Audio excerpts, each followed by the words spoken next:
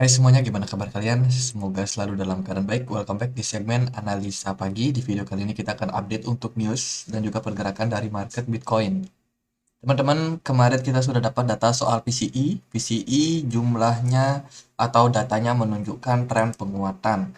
Which is ini sebenarnya adalah data soal inflasi rata-rata setiap barang ya yang diperjualbelikan untuk para konsumen.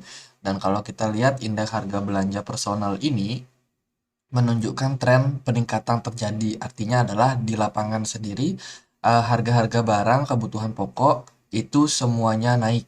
Naiknya sekitar 0,2% daripada harga sebelumnya. Jadi kenaikan ini berdampak sekali sama yang namanya posisi indeks dolar.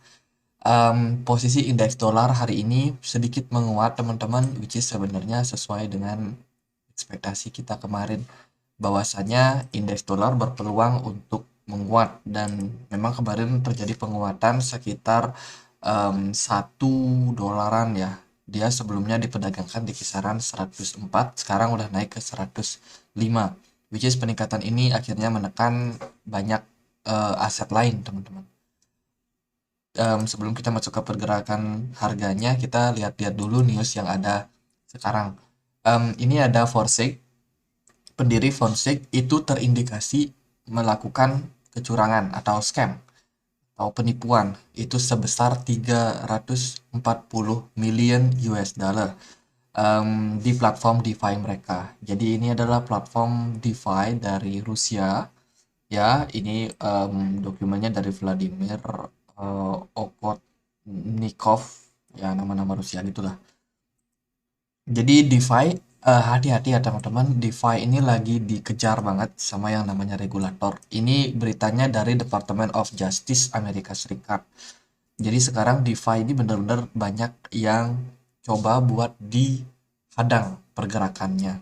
Kemarin Nexo, terus Kraken, salah satu exchange juga ya bermasalah. Sekarang DeFi bakalan dikejar stablecoin dan masih banyak lagi yang bakalan berpotensi buat digarap untuk regulasinya. Jadi hati-hatilah buat teman-teman yang masuk ke market kripto, terutama market-market DeFi.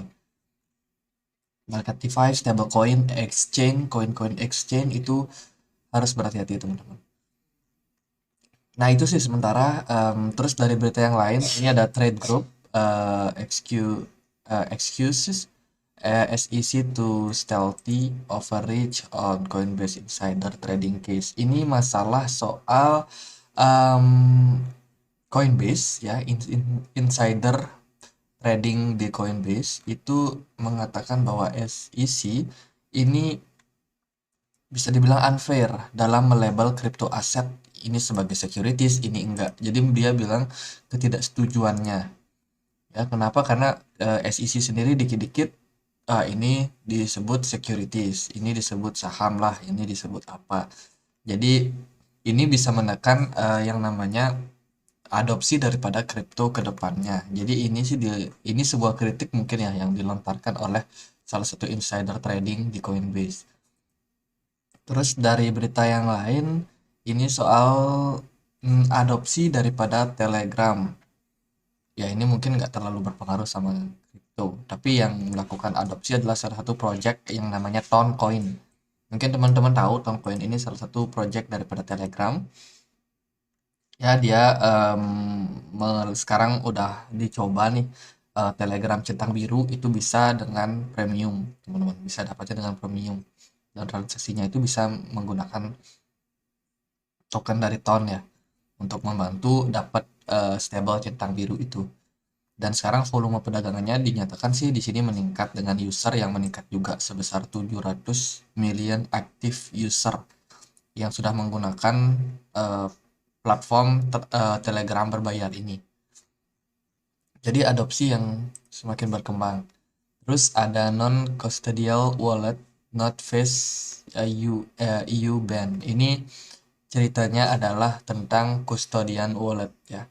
Dimana teman-teman misalkan gunakan MetaMask, Trust Wallet, itu ya itu dinyatakan tidak bakalan di-ban oleh Uni Eropa. Uni Eropa ban tidak akan will not face EU ban. Jadi aman lah buat teman-teman yang menyimpan data data mereka, koin mereka, NFT mereka di wallet, ya wallet-wallet yang sifatnya desentral, wallet-wallet yang sifatnya non kustodial. Jadi ya good news lah. Terus dari berita yang lain ini soal SEC, ini dikatakan oleh Circle CEO bahwasannya SEC ini tidak cocok menjadi regulator stablecoin. Ya, dia bilang sih lebih cocok kalau yang mengambil alih ini adalah bank regulator. Jadi jangan SEC yang mengambil alih ini. Ini dikatakan oleh Jeremy Allaire. Ya, banking regulator mungkin lebih better, mungkin lebih baik daripada SEC yang meregulasi stablecoin. Karena kasusnya nanti seperti Paxos. Nah, ada apa nih? Apakah USDC juga ada sesuatu? Ya kita nggak tahu lah karena SEC juga belum belum mencoba menyerang, belum belum coba meregulasi atau melihat menginvestigasi dari USDC ya, baru sementara Paxos. Jadi itulah beberapa news belakangan teman-teman, dampaknya seperti apa terhadap market. Kita akan coba bahas dari segi posisi US dollar udah menguat ya lumayan.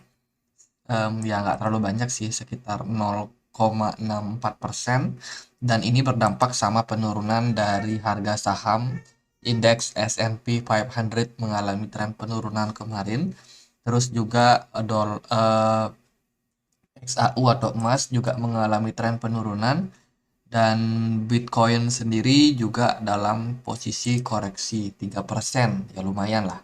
Lalu gimana posisi Bitcoin sekarang ini? Kita akan lihat dulu dari pergerakan daripada Bitcoin di time frame daily. Teman-teman, kalau menurut saya pergerakan Bitcoin ini masih sesuai sama prediksi kita. Bitcoin masih bergerak di dalam sebuah ascending channel. Ya, ascending channel meskipun kemarin dia ada bikin ascending triangle juga, ternyata dia sudah breakdown dan sekarang posisinya dia lagi berusaha ngetes turun lagi ya. Mungkin peluangnya bisa sampai 22,4, 22,5 lah kira-kira. Di level itu ada level support yang terbentuk di sini waktu di Februari. Waktu di Februari 27 tanggal 23 ini. Ini pernah menahan pergerakan dari market Bitcoin waktu itu, dan sekarang mungkin bakalan terjadi koreksi. Tapi proses koreksi yang terjadi sepertinya nggak akan meluncur turun seperti yang teman-teman ekspektasikan. Bitcoin belakangan itu bergerak sangat volatile. Dia turun tapi dia spike naik lagi. Dia turun, dia spike naik lagi. Dia spike naik, kemudian dia turun. Jadi itu sering mengecoh para trader, terutama bagi teman-teman yang kalau trading itu pakai emosi.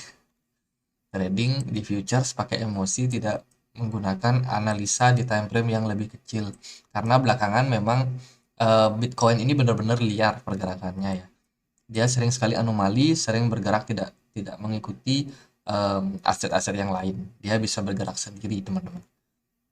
Jadi kalau kita lihat sih di sini untuk pergerakan daripada Bitcoin sementara dia lagi tahap koreksi. Kalau kita lihat di time frame daily kemarin ini teman-teman ada yang udah bilang ini ada pola tiga pergerakan candle merah ini biasanya membawa market turun.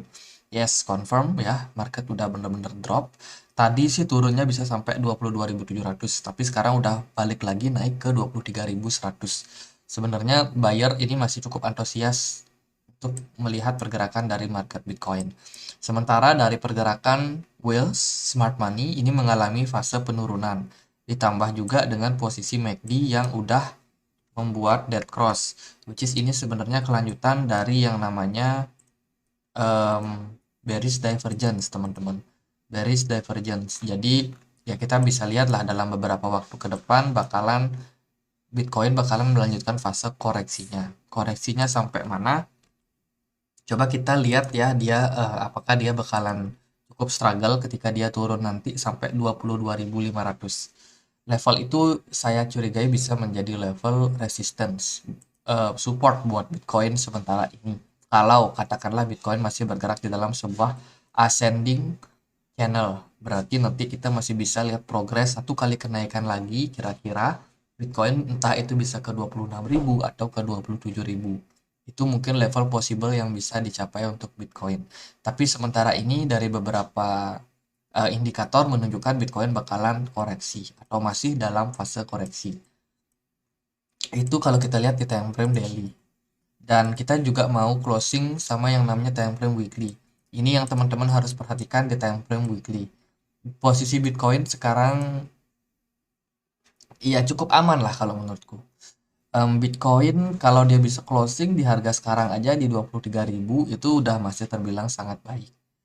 Tapi kalau Bitcoin udah mulai parah di minggu ini, hari Sabtu, besok Minggu, nah katakanlah Bitcoin parah banget pergerakannya. Dia turun drop di bawah dari 21.500. Katakanlah itu worst case scenario yang bisa terjadi mungkin. Nah, itu udah jadi indikasi yang negatif buat Bitcoin. Tapi kayaknya dalam beberapa waktu belakangan peluang itu cenderung agak kecil ya kalau kita lihat. Karena Bitcoin buat turun aja dia agak susah, agak ngerem. Jadi kalau mau turun di bawah dari 21.000 kayaknya mungkin dalam kesempatan ini ya tetap mungkin, tapi peluangnya cenderung agak kecil. Jadi mungkin pergerakan Bitcoin masih bakalan cukup menarik ke depannya untuk tren kenaikan jangka pendek. Sementara kalau kita lihat di time frame 4 jam, Bitcoin bentar zoom out dulu. Nah, Bitcoin tadi pagi itu drop ya.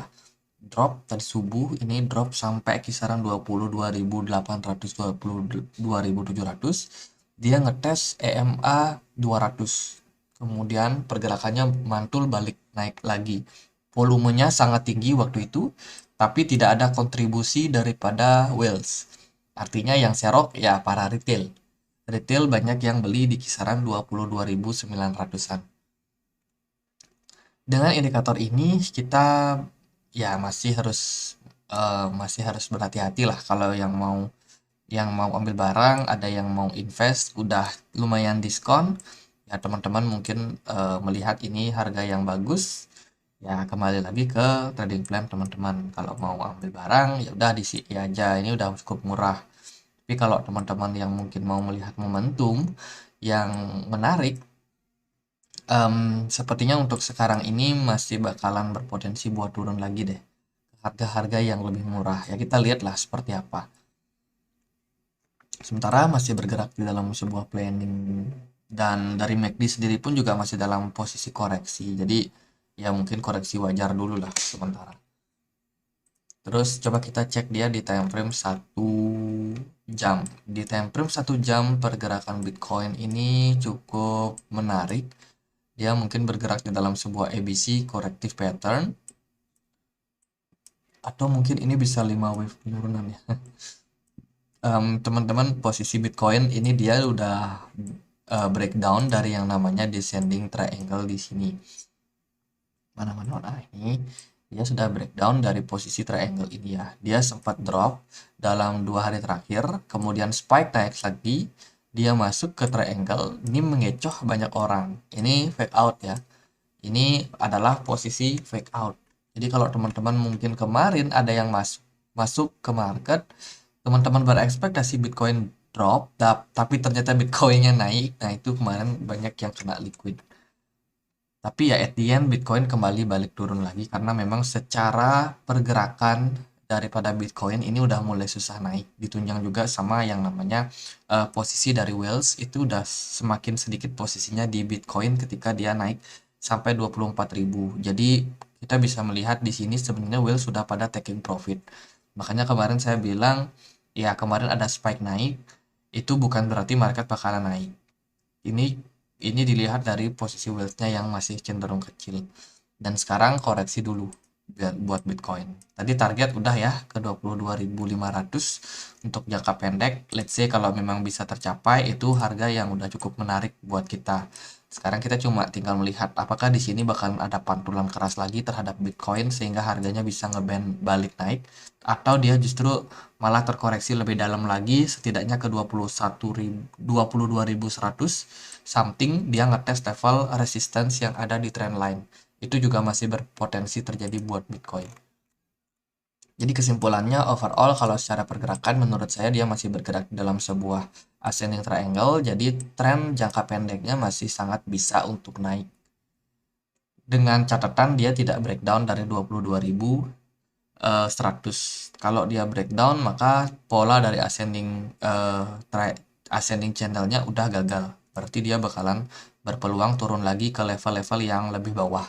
Misalnya ke 18.000 atau setidaknya 21.300. Gitu aja, semoga bisa bermanfaat buat analisa kali ini. Nanti sore mungkin aku akan update buat segmen Yakut Barang. Kita akan review lagi ya untuk ini kalender ekonomi, dan juga kita akan lihat news apa aja yang ada di minggu depannya nanti. Jadi gitu aja, semoga bisa bermanfaat, dan akhir kata saya Andri, makasih.